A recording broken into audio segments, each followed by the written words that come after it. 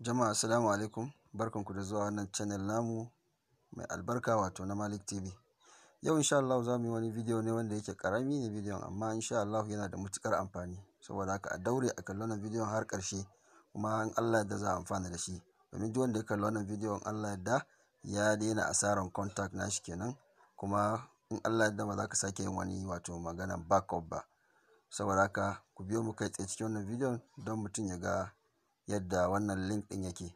Sannan yau ka fara zuwa wannan channel din da Allah ka danna mana alamar subscribe wanda yana kasa da jan rubutu, kuma danna mana alamar like domin bidiyon yayi karfi a tura mutane da yawa kowa ya amfana. Saboda kai tsaye mu je cikin bidiyon. Kamar yadda kuke gani kowa yana da Google Chrome nashi, so sai ka je cikin Google Chrome naka kai tsaye. So bayan ya bude maka haka ka je ya bude maka wannan shafi, so kai tsaye sai ka typing din wato wannan link din. So ni na riga na copy din shi, wanda Allah da ƙarshen bidiyon zan nuna muku link din. So sai ka sa shi a cikin wannan gurin kai searching din shi kamar yadda kuke gani. So kai tsaye kawai sai ka je ka login. So bayan ya bude maka zai nuna maka alaman Facebook naka a sama, wanda idan ka zo daga ƙasa zaka ga rubuta, ko daga sama zaka ga manage your uploaded contacts, wanda yana gaya maka yadda zaka amfana da wato contact ɗinka da ka uploading a cikin ainihin wato Facebook naka.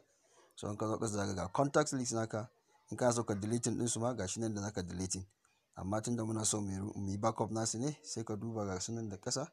Duk wannan contact naka ne wanda ka saving din su tun lokacin da ka fara amfani da wato ainihin wayar Android. Wannan contact din suke saving a ciki. Saboda da ka sai wayar Android za ga mutum ya bude Facebook, to daga zaran ka bude Facebook to contact ɗinka ya fara saving a cikin wannan Facebook din, wanda mutane da yawa ba a san wannan sirrin ba. Amma insha Allah duk wanda ya kalli wannan video har karshe, in Allah yadda duk wani contact naka da ka amfani da shi za ka same shi. Kuma wani abin burgewa shine wannan ainihin link din ka bi shi, contact din za ka same shi da ainihin sunansa ne. Yadda ka gan shi haka da ainihin sunan shi zai fito maka wanda ka saving a wayan. So in ka so ka retrieving din shi, abin da za a yi kawai sai ka zo ka zaɓi sunan da kake so ka duba. Misali yanzu ina so in dawo da wannan Ahmad din, sai ka danna. Da zaran ka danna ga number nan ya display maka, sai dai ka copy din shi ka saving a cikin wayanka, contact ɗinka ya dawo. Ta wannan hanyar Allah yadda ka daina asaran wani contact ɗinka, kuma kowane lokaci kake buƙatar neman wani contact a cikin wayanka kai tsaye sai ka bi wannan link ɗin sai ka ainihin ɗauko shi. Kuma insha Allah za mu ajiye link ɗin a ƙarshen a cikin wato ainihin description na wannan video. Sannan kuma za mu ajiye shi a first comment. Duk wanda yake buƙata sai ya je gurin ya downloading nashi. Sannan a ƙarshen video kuma za mu rubuta shi boldly kowa ya gani. In ma za ka kwafa ne sai ka kwafe shi. Mun gode.